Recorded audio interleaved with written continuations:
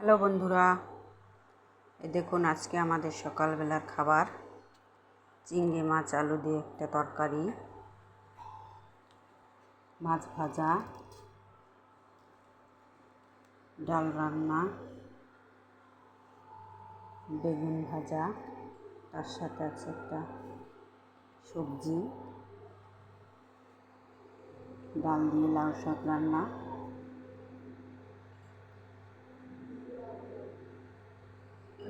তার সাথে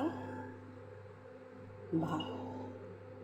এটা হচ্ছে আমাদের আজকের সকালের খাবার।